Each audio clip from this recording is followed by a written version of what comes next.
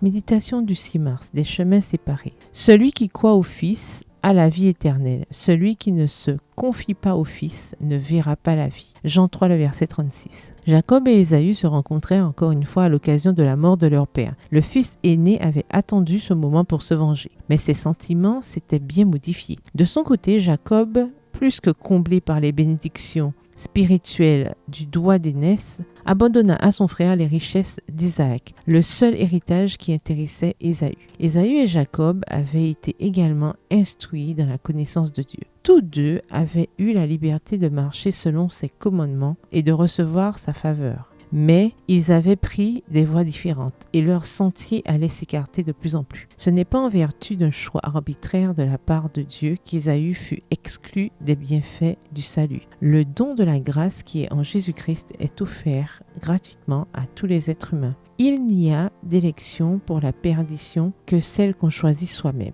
Toute âme qui consent à travailler à son salut avec crainte et tremblement est élue. Est élu celui qui consent à prendre l'armure de Dieu et à combattre le bon combat. Est élu celui qui consent à veiller et à prier, à sonder les Écritures et à fuir la tentation. Est élu celui qui est résolu à croire malgré tout et à obéir à toute parole qui sort de la bouche de Dieu. Voir Philippiens 2, le verset 12, Éphésiens 6, le verset 11, 1 Timothée 6, le verset 12, Matthieu 26, le verset 41, Actes 17, le verset 11, Matthieu 4, le verset 4. Les moyens et les résultats de la rédemption sont offerts gratuitement à tous ceux qui en auront rempli les conditions. Ésaü avait méprisé les conditions de l'alliance, plaçant les biens temporels au-dessus des biens spirituels. Il avait obtenu ce qu'il désirait. C'était de son propre choix qu'il s'était séparé du peuple de Dieu. Jacob, en échange, avait choisi l'héritage de la foi.